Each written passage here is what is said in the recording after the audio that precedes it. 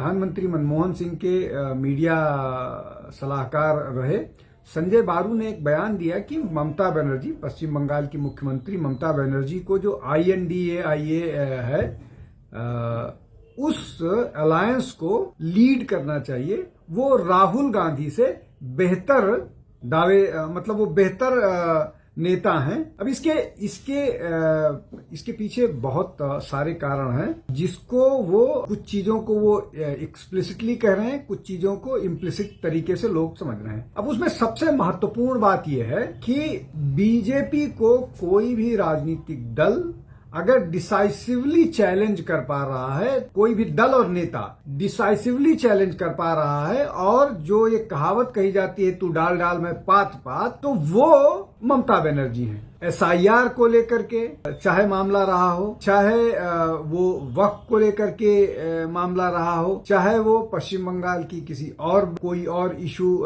चाहे वो CBI के रेड का मामला रहा हो, करप्शन का मामला रहा हो, चाहे अभी जो IPAC का जो मामला था, उस सब मामले में जिस तरह से ममता बनर्जी पूरी जुझारू तरीके से भारतीय जनता पार्टी के साथ लड़ती हैं, वो ही बताता है कि वो अगर भाजपा से कोई भी राजनीतिक दल लीड कर सकता है तो ममता बनर्जी। एक बात हुआ। दूसरा महत्वपूर्ण बात यह है कि संसाधनों को लेकर के उनके चाहने वाले, उनके प्रवक्ताओं का भी ये मानना है कि संसाधनों के स्तर पर भी अगर भारतीय जनता पार्टी से कोई डील कर सकता है तो वो ममता बनर्जी डील कर सकती हैं। मतलब ये कि अब सबको मालूम है कि जो कॉरपोरेट बॉन्ड्स थे उसमें भारतीय जनता पार्टी के बाद ममता बनर्जी को दूसरे नंबर पर फंडिंग मिली थी। तो ये दो मतलब।